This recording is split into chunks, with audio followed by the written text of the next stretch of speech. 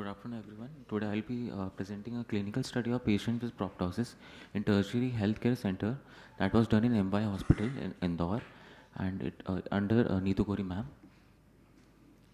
So first, as we know, proptosis is the protrusion, forward protrusion of the eyeball of one of both eyeball from posterior pressure of the globe due to increased orbital volume either from intraorbital or intracranial space occupying lesion. Uh, and proptosis is graded as mild, moderate, severe, where mild is to 21 to 23 moderate is 24 to 27, and severe is 28 and more. And the etiology of proptosis is variable in different areas, and treatment options are also varied.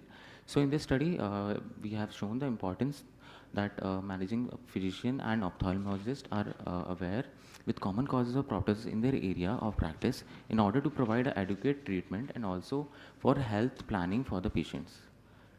So the aim was to clinical evaluation of the patients with proptosis, and primary objective was to study the clinical features and study the etiology of proptosis. Then secondary objective was to correlate radiological findings with clinical picture and to study the demographic pattern of patients with proptosis. Then study design, so it was a prospective observational study, and it was done in the Department of Ophthalmology, MY Hospital Indore. And inclusion criteria was that to all the patients with proptosis who came to the ophthalmology department and are willing to give the consent. Then exclusion was patient not with not enough physical condition to perform the proptosis workup.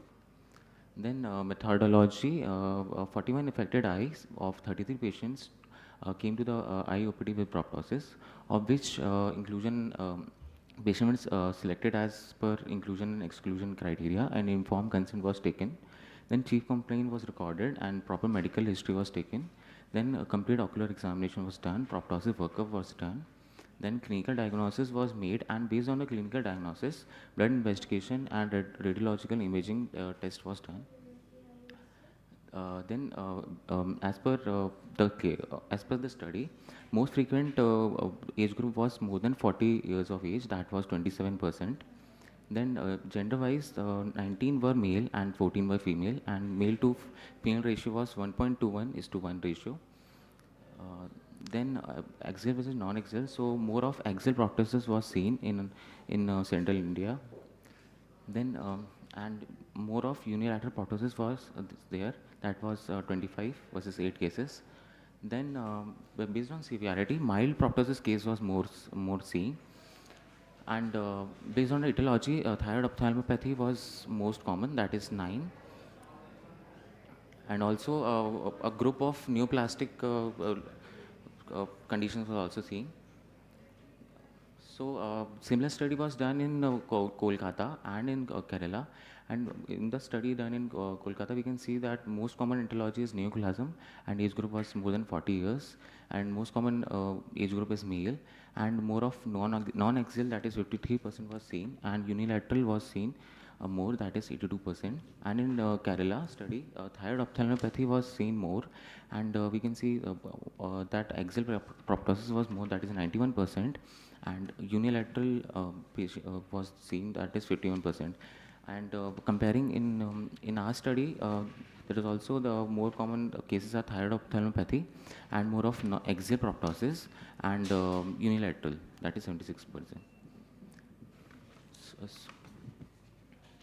So the conclusion is that thyroid ophthalmopathy is most common in central India. Also, unilateral and axial proptosis are more common, and etiology of proptosis variable in different area and needs early diagnosis and prompt treatment is needed for saving vision of our patients. Thank you. Was it a pure observational study? Yes. So, what is the most important way you should have classified this? It should have been classified as unilateral, bilateral, and studied separately, because you said unilateral, most common was thyroid. Yes, Did ma'am. all of them actually had unilateral, or the other No, eye also was involved? No, ma'am. In thyroid ophthalmopathy, we can see the both bilateral proptosis there. Would have started as unilateral, ultimately it will become bilateral. Yes, ma'am. But in overall, unilateral cases were more, including. In your study, unilateral was more. Yes, ma'am. And in them, among them, thyroid was more. Yes, ma'am. Was it cross-sectional? Did you follow them up? No, This is It's No, just ma'am, a just one-time study. observational. One-time study. Yes, ma'am. Because Just you can't draw observation. conclusions like that, you know, unilateral, the most common in your study. Yes, ma'am. Ma'am, just the patients used to come and I just see if there's unilateral or Later, you could bilateral. have at least that subgroup of thyroid, you could have followed up and seen whether they turned out to be bilateral. Study design was not like that. Yes.